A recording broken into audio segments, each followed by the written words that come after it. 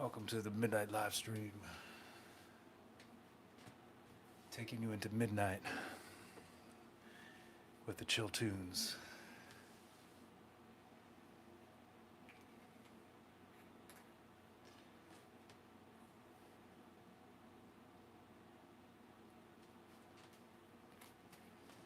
Jamming to Opus Prelude, Opus 23, number 5. Are you Tom? Jeb, you're not Tom, are you? You're Jeb. Okay. MFQ, hey, what's up? I don't know why, but I thought that was it. That sounded like one of Tom's comments. Sometimes I think that people that are in the chat are people that I know, but sometimes they are, like that I know personally, but most of the time they're not. But I feel like I know you guys, especially like you guys that show up regular, like MFQ and Apple, and a few others. Melanie, Mike is starting to show up a lot, so I feel like you guys are like extended family. So,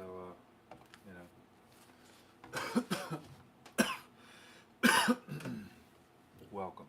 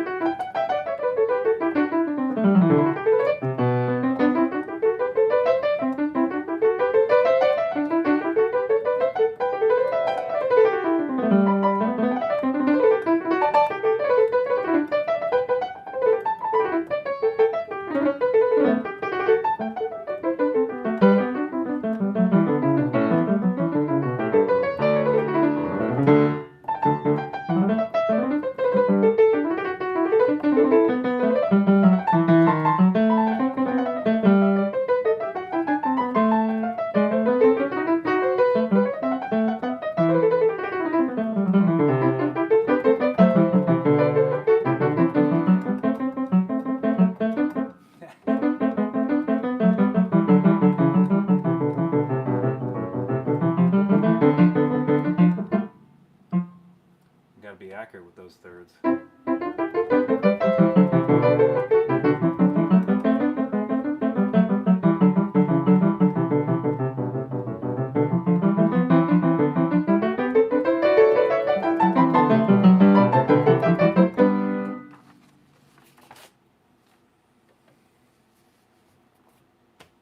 Bach wrote some humdingers, that's for sure. So it's probably the hardest music that I play. I mean, Rock 3 is about at that level as well.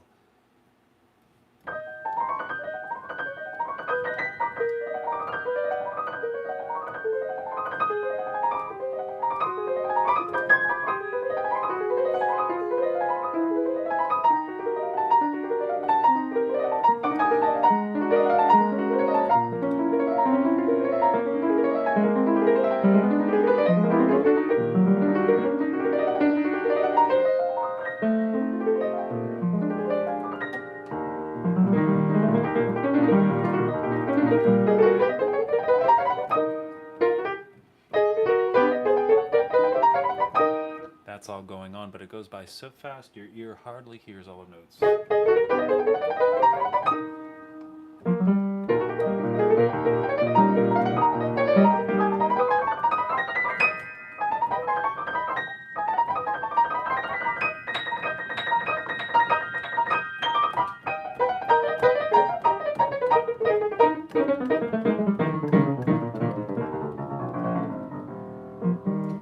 Flat finger attack with this left hand. That's a nice flat finger passage.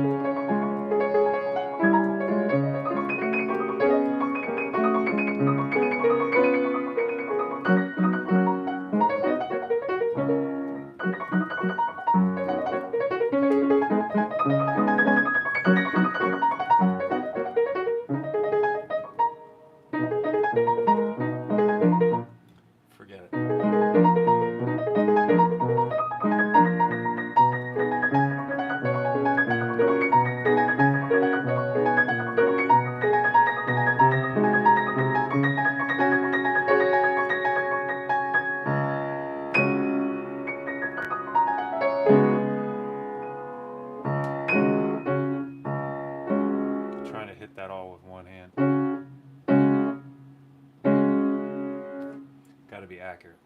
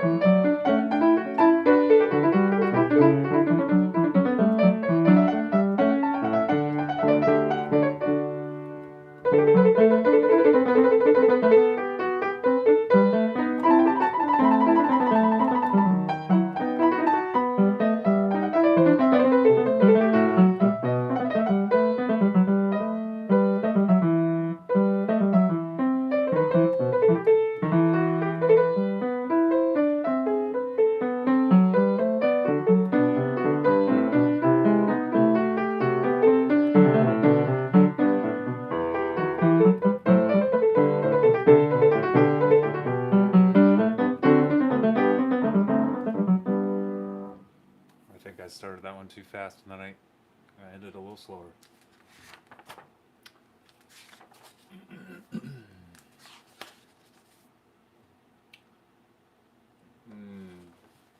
I think I'm going to play something else, actually. Sometimes it's just important to play the repertoire in a certain order. Let's try this list here.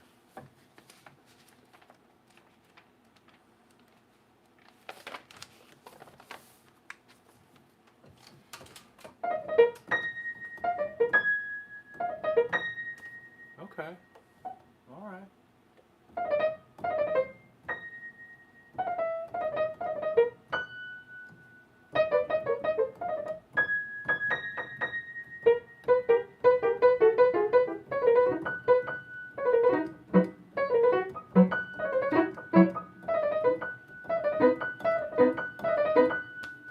All right.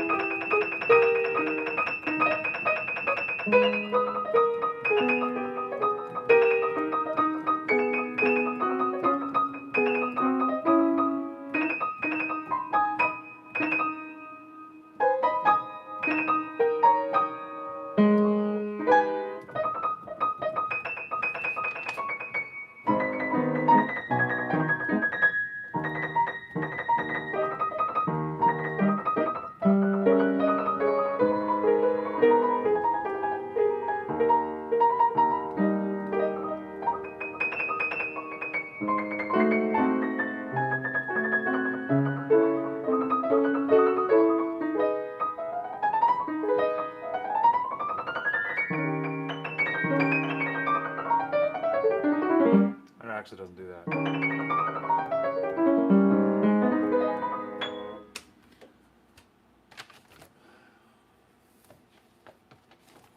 Yep, I just play through that every few weeks or so, and I don't know, just maintain it. Just to try to maintain it.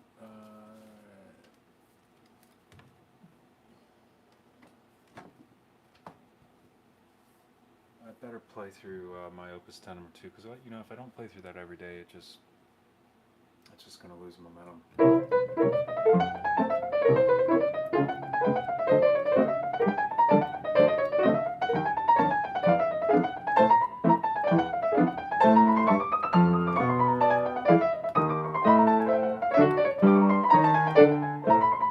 That's what I mean.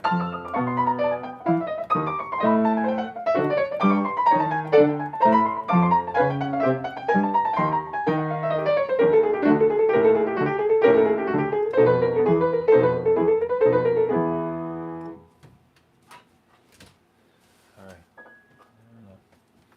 Gotta get a drink of water.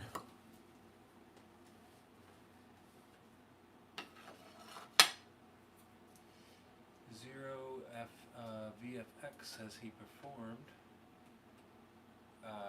Can I try Fantasy Impromptu? Can I try it? Well, it's a piece you need to practice, isn't it? What do you think? Do you need to practice it as a pianist? I don't practice it, so I can try it, but it's not likely to be a very stellar rendition of it. If you don't mind that, though, I'm happy to try it.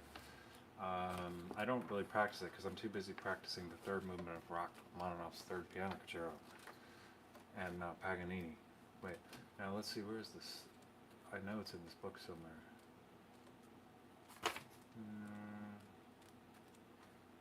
Yeah, this is it. Fantasy Impromptu. I mean, this is a difficult piece. There's just, it's not like the A flat impromptu is a little easier.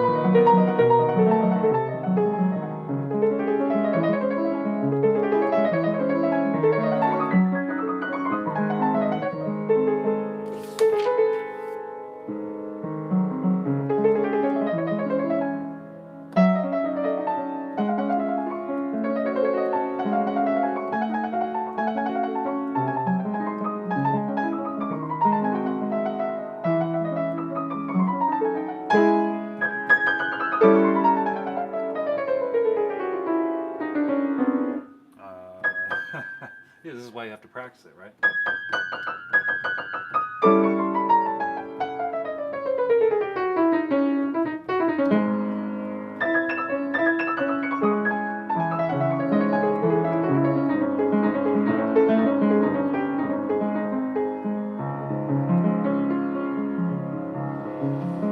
It's a gorgeous part, though.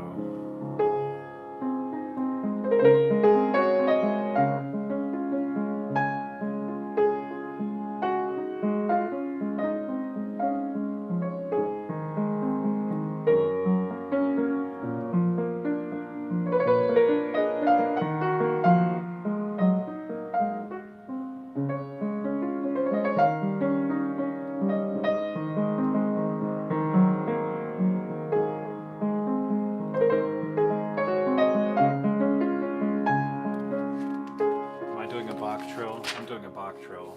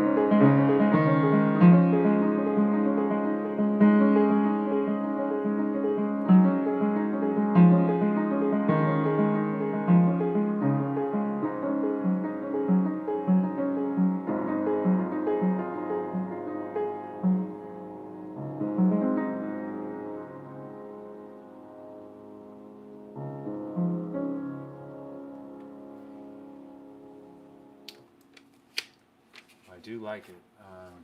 Maybe I'll have to learn it. It's just another one of the, I don't know, 50 or so pieces that people want me to learn. I did learn the Moonlight Sonata mostly, but it's not quite memorized.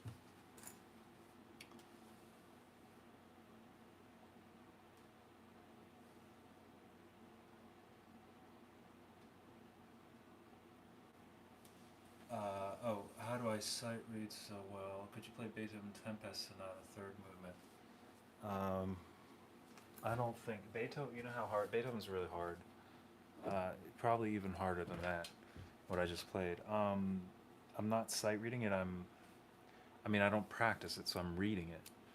But I have tried the piece before. I've never performed the piece before. No, I have not performed it, but I have tried to play it before. So that's why it sounds so good. That's the answer. But I haven't played. Yeah, if you've been watching these live streams, I haven't played it in a long time. So now I'm presently trying to learn the Rock 3, so that's kind of keeping a lot on my plate right now. So I do play around with some other repertoire, just so you guys understand. Like I mean, this is not stuff that I really prepared thoroughly. I might like to play this Nocturne, but maybe I'll hold off on that because I know that Rachmaninoff is in the title, and I want to play some of my Rock 3. So I'm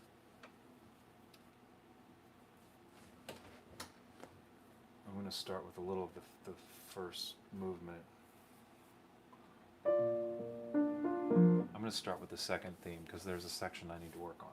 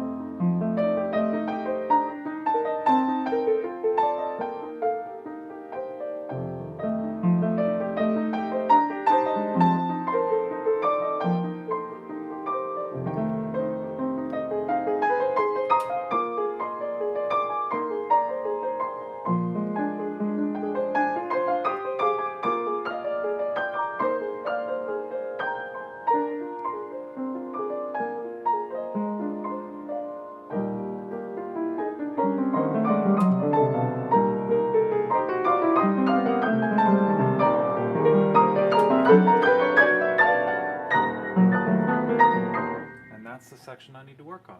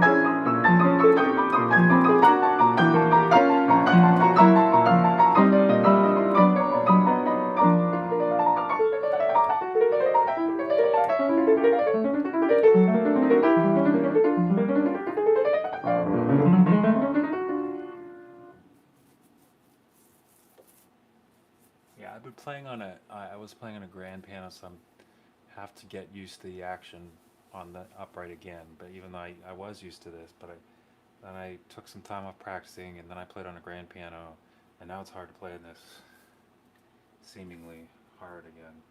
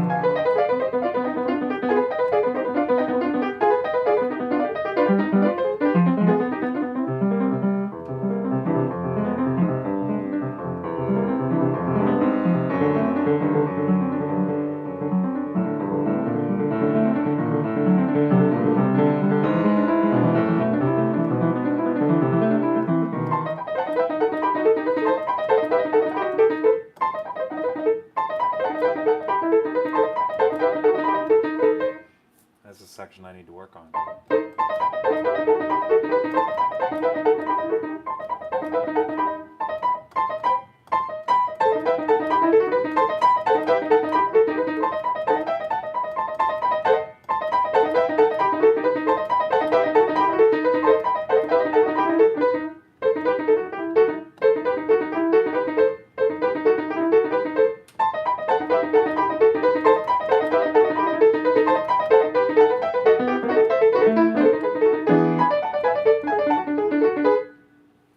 Yeah, so I'll practice that later.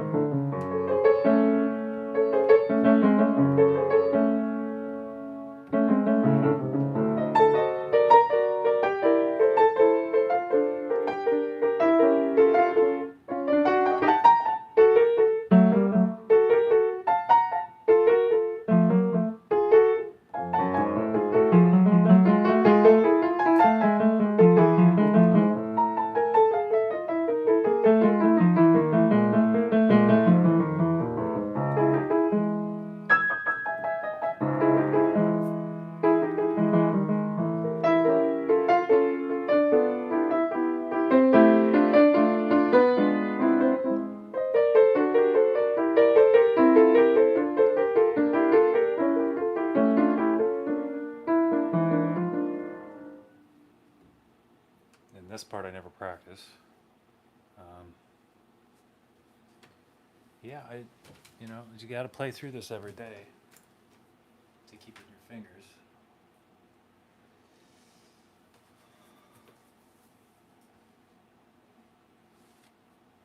Yeah, Beethoven's hard, man. Yeah, I feel you. Um, I was just yeah, I'm planning on playing Opus 54 at some point, and that's hard. It's short though. It's shorter, um, and it's sort of dwarfed by the two surrounding sonatas, the Appassionata and the Waldstein. But it's a real gem. I mean, every one of Beethoven's sonatas are. It's a really incredible output. I mean, every single one of them has a unique character, and you can't really, uh, you can't really give a idiosync. You can't. What's the word I'm looking for? You can't generalize about his works. Each one is unique.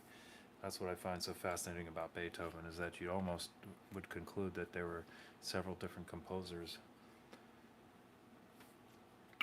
composing all those 32 sonatas, but it all came from one man, one mind, inspired by God. It's amazing. Okay, so I said I would play this nocturne. I was just gonna take a momentary break, uh, or should I? Maybe I'll keep going with rock on and off. I'm massaging my arm because I've been playing piano today for roughly 5 hours, and not light piano, like really hard workout. So now I've been playing for, well, I guess how long this live stream is. That's in addition to the 5 hours I already played. So wanted to check out the second movement here.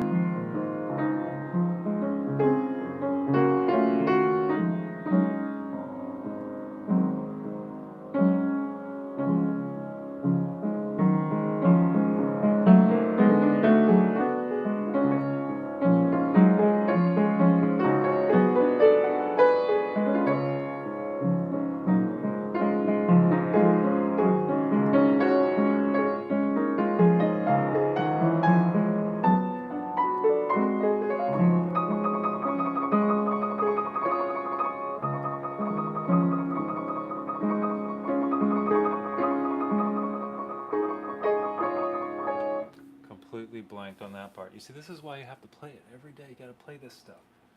I'm speaking to myself. I don't know why I'm letting this go. I can't let this go. So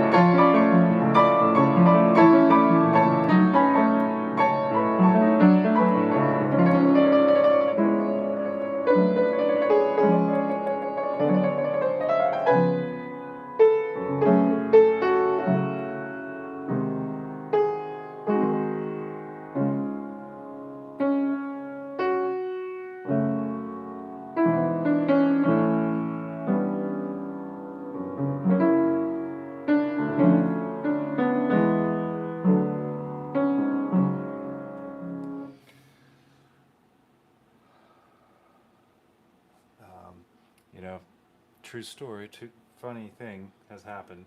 This key doesn't really repeat anymore, or it's not reliable anymore because I practiced so much. It's actually a little it's a little out of adjustment. So I'm gonna have to call a tuner and have them fix that. It's fine for me to repeat on other C sharps, but this one will not. It won't repeat very well. So that's why it sounds like I don't really can't do it, but I can do it. It's just the key isn't now worn out from me practicing this piece. True story. All right. Speaking of repeated notes, I'll have to play this quietly, but the next section, the next movement, is chock full of them.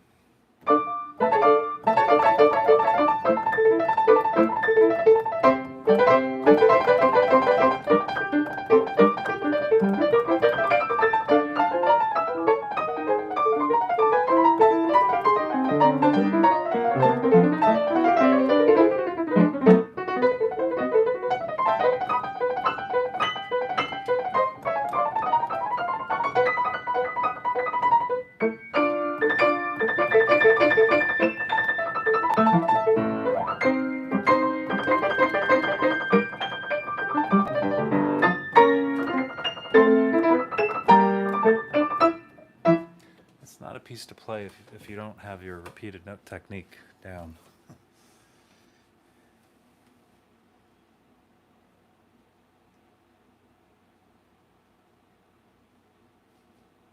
I'm going to read some comments. Can you play us a fugue? And are you a fan of the Raindrop Prelude? Oh yes.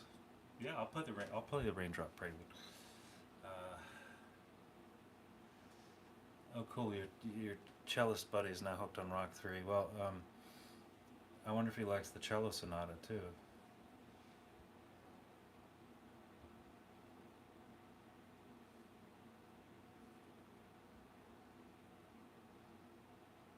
Ha! Freestyle says it looks like the Tombstone bar scene, saloon scene.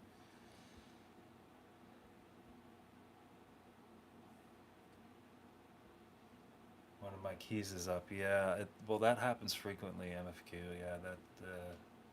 That happens on these uprights. Well, I'm sure you know that. I take requests. I take requests. Sometimes I don't always play them, but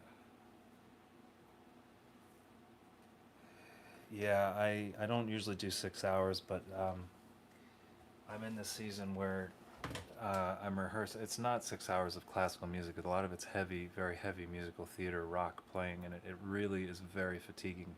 It's actually more fatiguing than if I were just to play. I'd much prefer to play Chopin for 5 hours, but unfortunately, um, I'm playing the show Mean Girls for 5 hours instead.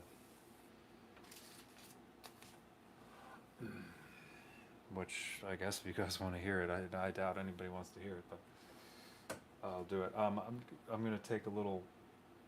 The excuse me. Speaking of Chopin, we're gonna play the D flat nocturne tonight, and I'm actually gonna look at one measure before I play it. I'm gonna just rehash because I have to. I play so much repertoire. Sometimes I have to just reload things in my brain, um, things that are complex. So bear with me while I do that. Well, maybe you can see how it's done here.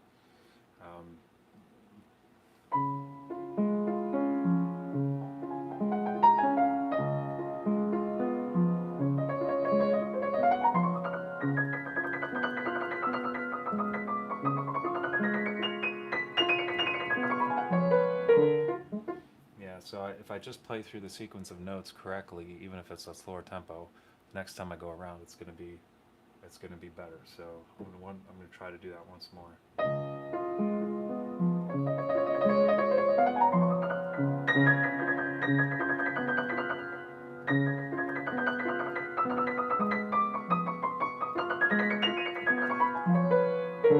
Something like that.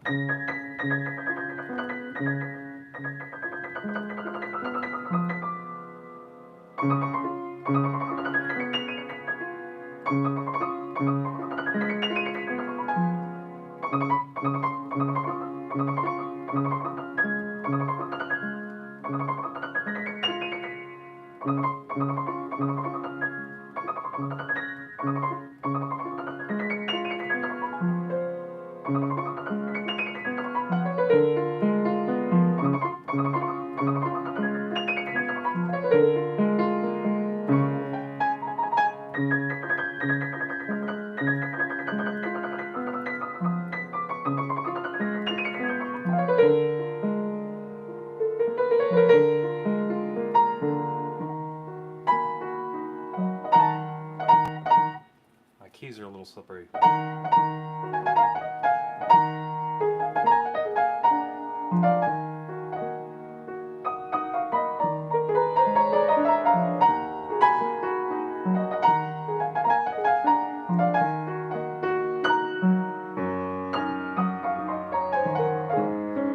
And then I wanted to look at one more measure, this one.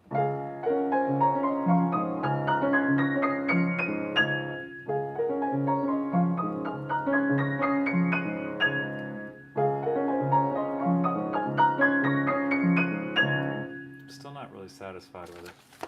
Let's see how it happened. Let's see if I can just play this though.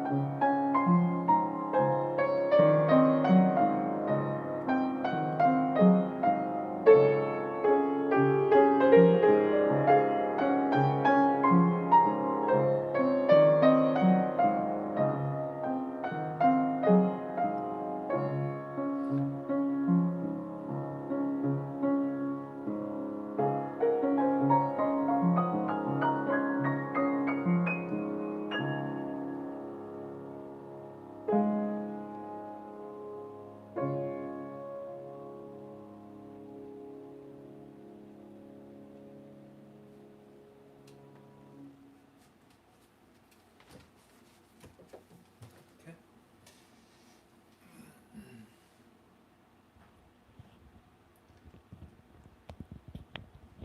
So,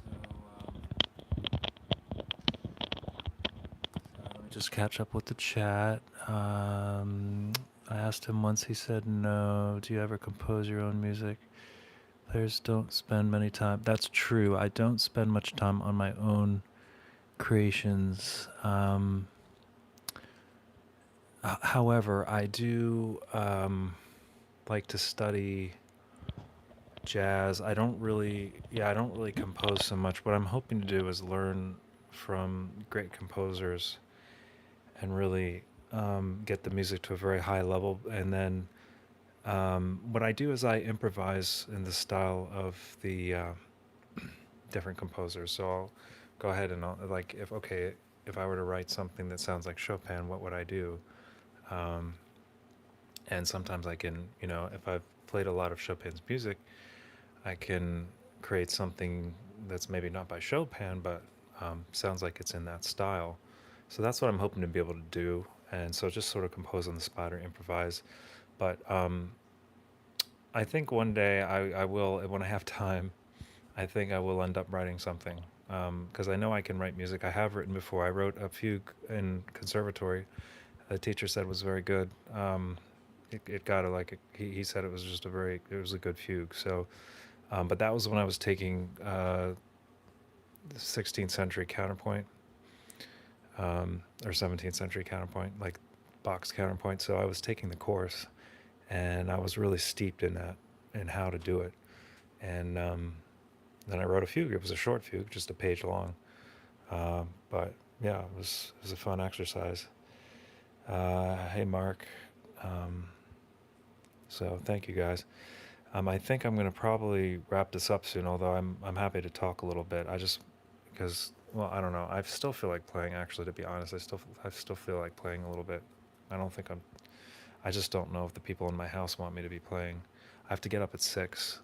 I don't sleep very much these days. I can't compose something that sounds like Chopin for the life of me, but I only started piano. Well, I'm sure if I composed something that I thought it would sound like Chopin, but you could tell it wasn't written by Chopin because Chopin's a genius. Avoid the number 4. It can summon demons. Oh, which one is that? Dialectic. Which number 4? Oh, you mean the torrent etude? I'm working on that one. I'm working on the first 5 etudes. So I am working. I don't know if he means number Chopin. I'm just interested when people think stuff can summon demons. I mean, I don't know because um, all those demons, they run at the name of Jesus. You just, I mean, as long as you're a believer and you know, Jesus, the demons aren't gonna bug you. They're gonna run away. They're afraid of you. Back in the day of Bach, there were rules. Back in the day of Bach, there were rules. Oh, that's interesting. Oh, the augmented fourth. Is that what you mean? Could my oh, there's a lot of stuff to read here. Okay, hang on. Oh yeah, no, I don't believe that thing about the augmented fourth because it's a beautiful interval actually. Because it has so many amazing properties, and actually that is the relationship that they use. It's called the tritone substitute, the flat five in jazz. It's due to that interval that we have all the beautiful sounds in classical music. Really, also the minor third is another interval, and of course, an augmented fourth is simply two minor thirds stacked together, and then um, yeah, um, when you combine two, you can have what's called the double diminished chord too, and that's beautiful. And that's combining two different diminished chords. Maybe I'll have to demonstrate some of that in a video sometime. Could you play your fugue? Oh, I wish I still had my fugue. It's lost. It is a lost composition, so I'll have to write another one. But I will play a fugue, Micah. I'll play some fugues, okay? Because I still feel like playing. Okay, so I'm at the end of my freshman year, and I still want to play Ballade Number 1 by my senior year, and I'm around 3 years into piano. Any advice on how to get better? Just pay extra good attention to your muscle movements and playing with the least effort possible and just sticking with it. I mean, I can tell you what I did in conservatory. Um, I just practiced my fingers off. I played in the practice room so much, and I practice. The other thing that you should do is try to find the best possible instrument to practice on, because that will inspire you and it will show you what you can do with the instrument more than just like say like this Kawai is great that I'm playing on. It's a great for like a new piano, and I can coax pretty good sound out of it. But like if you heard me play some of this repertoire on a 9-foot grand, you'd see the difference right away.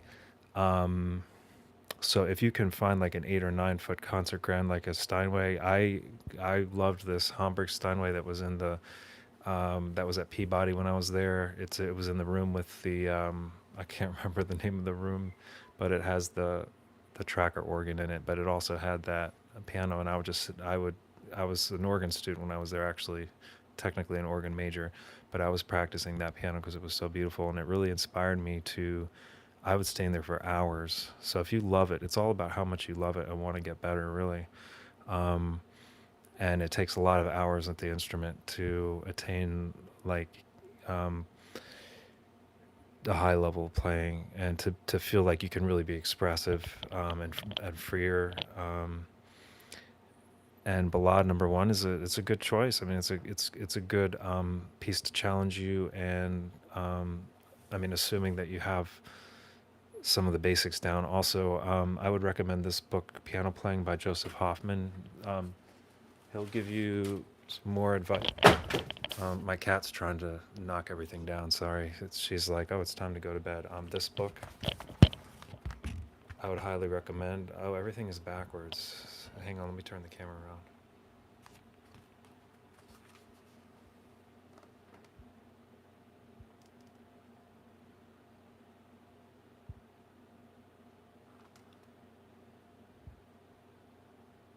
Okay, so that's maybe the second best pianist that ever lived, and only to Rachmaninoff, maybe.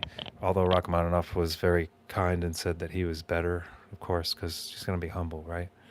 Um, and um, and stories about conservatory. Oh boy, I have stories. It's crazy. It's I spent, I don't know, upwards of 10 years. I was kind of a crazy student, and I just wanted to learn all I could. And I didn't finish my undergrad. I just stayed there for like years and years and just hung out there. And I was just um, didn't get my degree for a while. I eventually got it, obviously, and then I got a master's degree in Philadelphia. He's talking about playing Ballade number one. I'm sitting here trying to play Mozart minuets. Mozart's hard too. I mean, a different way. It's just hard in a different way. Mozart can be harder. It depends on what your strengths are. Um, the Ballade could be more fatiguing to the arm, but the Mozart is going to be more um, exposed, and it's very difficult to play well. I would like to hear stories. Yeah, I don't know. I mean, we used to we tried different substances, and there was I don't know, there were the there were the string kids. I used to hang out with the really they were very driven, the string players, and sometimes they would humble me. Like one of them was um, would sit down and sight read Bach fugues, and he was an excellent violin player, but he would play. He knew all the Bach fugues from the WTC, and he was like schooling me on that stuff. So you just meet people that really help. It's because you're in this environment, in this mixing pot with all these other amazing musicians, and so you get you get a very good, well-rounded education. It was stressful in some ways and strict, but it's also like if you love doing it, then you really want to achieve and um, do well, and you're motivated to. I mean, I wanted to stay in the practice rooms all night and not sleep and then skip class in the morning. I mean, that's why it took 10 years to finish, is because I just wanted to play the piano really well, and I just did everything that I knew how to do that. And I skipped some of my morning classes, but I shouldn't have taken those 8:30 a.m. classes. Although it's like my schedule was way too packed. What I should have done is I just was dumb, going into it, uh, and I don't think they didn't give me a very good counselor, because she didn't really, I don't know, she didn't like tell me what I should do very well. Um, and and then my one of my other counselors was just this. He was an awesome dude. He was an amazing musician and crazy guy that used to do acid and stuff. But he was just, you can imagine that kind of personality type. Like he wasn't like, like an excellent time management guy. He was more of a artsy, just like up in the clouds musician. And he taught sight singing um, and stuff. But he was a crazy guy, music theory teacher, genius guy, and he played with the Baltimore Symphony all the time. And he was well. Here's one of the stories. So he was like, "You guys, you have to see Bobby McFerrin. He's going to be giving a concert. He's going to be conducting and singing and stuff. And so you guys have to get in this concert." And we couldn't get tickets. And he was like, "If you can't get tickets, just sneak in, because it's going to be that good." And I don't think he thought that we would take that seriously, or that we would actually try to sneak in. But he was like, "Yeah, you have to see this concert." And so it was sold out, the Bobby McFerrin. And so we knew where the back door was, and so we slipped in there, and we were wearing just nice clothes. I guess we were wearing all concert blacks or whatever, so we looked official. And we just walked back there, and we walked backstage, and there was Clinton Adams sitting next to Bobby McFerrin, and they were chatting, and then we just walked in, and we were like, "Hey," and I think he was like taken aback for a second, but then he was just like, they were friendly. They were like, and Bobby McFerrin was like, "Hey man," he's sitting there with his dreads and everything. We're like, and we were just like, "Hey, we're just gonna sit in the front row. I guess it looks like there's a few seats," and they were like, "Okay, all right." We just went in the back. We just went in the this musician's entrance and just snuck through there, and it's a nice memory, yeah. And sort of that's when we got to meet Bobby McFerrin, just briefly there. But dude, like, that is so not cool. Like, if you're because we were kids, because we were in 18, 19-year-olds, I'm sure they were kind of understanding. But like, uh, I've been backstage a lot of time. That is not a time to like surprise like somebody that's about to go on and give a concert. Like they're getting in the zone, and then all of a sudden like these random people like talk to them or something like that. It'd be so annoying. Do you know how to play the little fugue in G minor? That rings a bell. Is that an organ piece?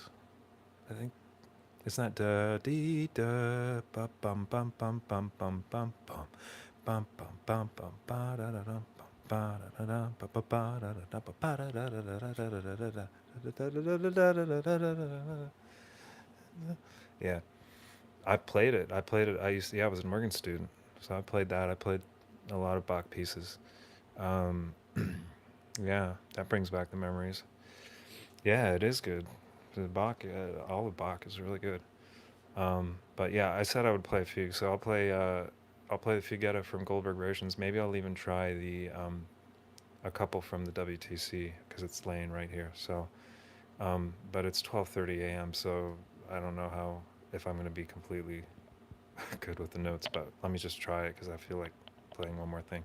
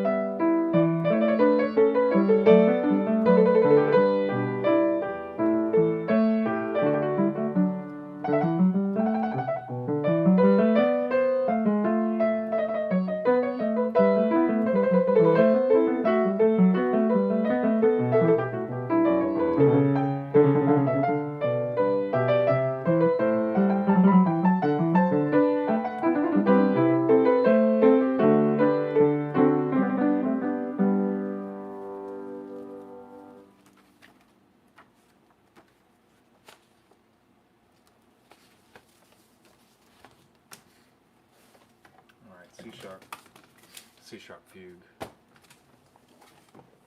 major, number 3.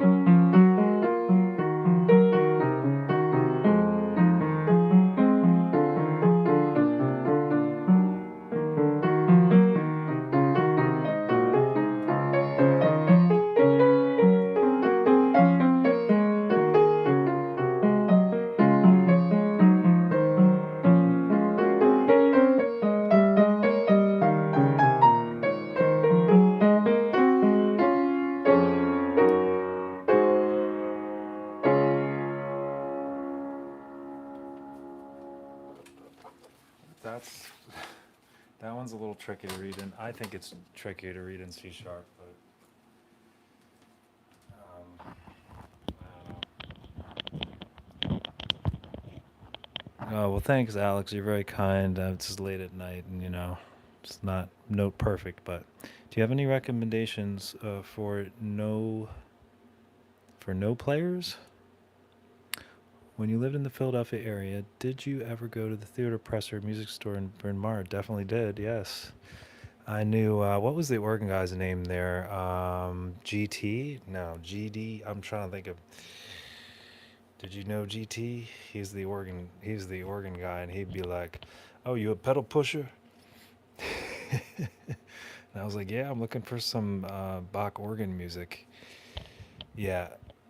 Yeah, it's too bad that place had to close down. That was a really nice resource to have there, and it's gone. Um, so, yeah, I can't remember the guy's name.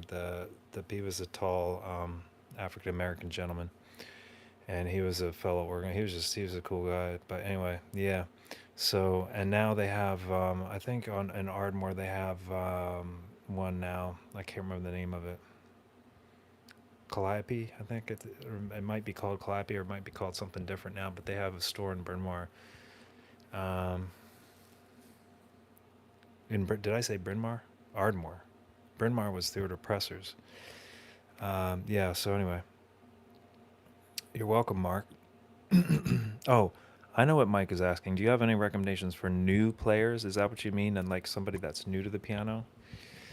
Um, I would. I recommend. Um, what do I recommend for new players? I mean, playing slow practice and playing things slowly. It's a hard discipline for a new player because you want to just get playing, more music and faster music and just to hear yourself play more notes and chords and stuff and more complexity, and you want to get there, but you're gonna get there quicker. Yeah, it's Ardmore.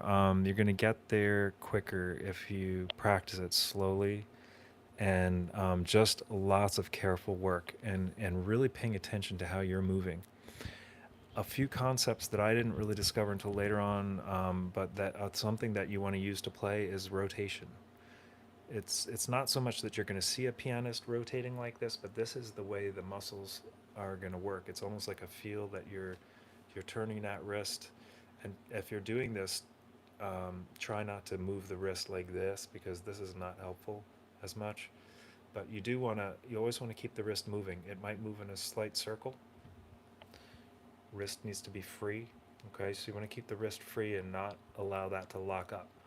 Okay, but this rotational element can really help you play. Now, if you're rotating like playing a scale passage, you can go like this.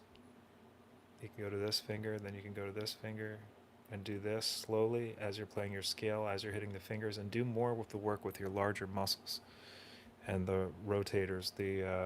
These forearm muscles that you can see I'm twitching right now. Those are controlling.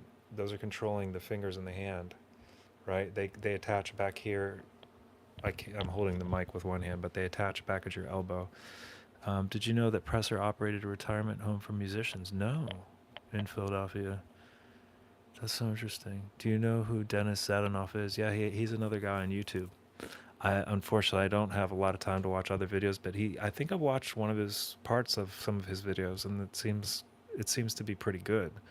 Um, I can't like endorse him because I don't know exactly what he is great. Okay, so I don't know exactly what he's teaching, so I don't know if I can endorse him for beginner. But if you think he's great, if he's helping you, by all means, it seems like he has a lot of videos that are explaining technique, and it seems to me that some of the stuff that he's saying is very good. The stuff that I've seen. So, um, but like I don't have time. Unfortunately I don't have time to watch a lot of videos. 'Cause, I mean, like if you're playing 6 hours a day, I don't have time to make. I don't have time to make videos like that, and I also don't have time to watch them. Really. So, because right now I'm just working on really trying to get my expand my repertoire and get more into the classical circuit. What are some songs recommendations? Well, Bach is really good. I mean, if you can play maybe some Bach conventions, or from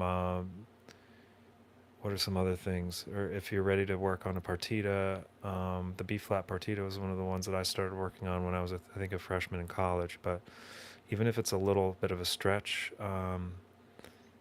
you could, yeah, you're definitely better off with a live instructor. That's true. I agree with Alex about that.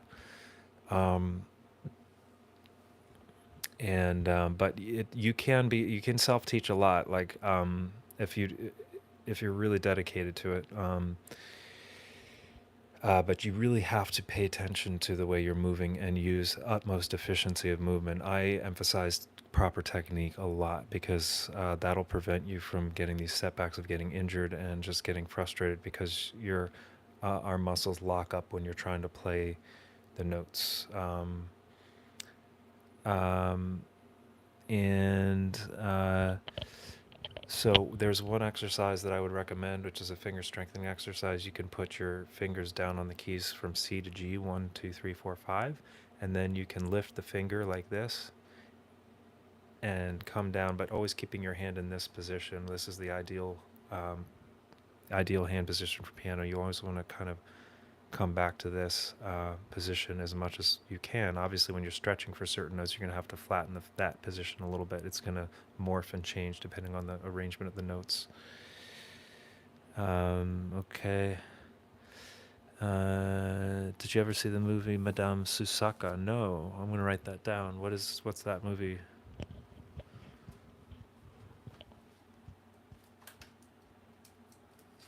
Is that a piano movie?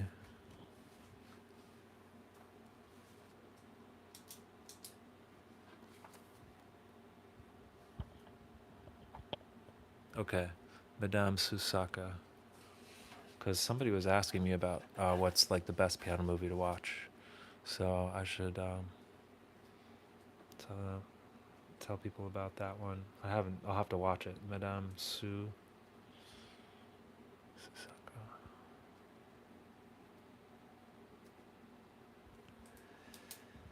Okay, interesting.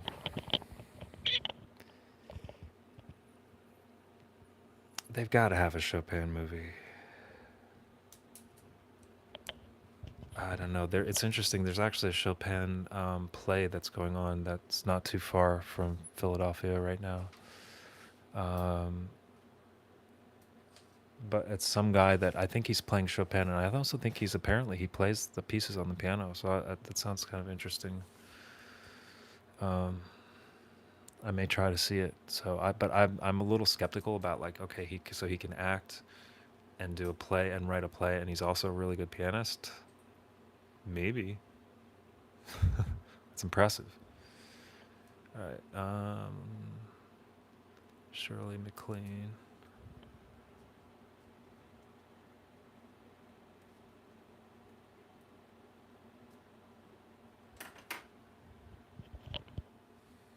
Amadeus, yeah, that's awesome. That's an awesome movie. It's a classic.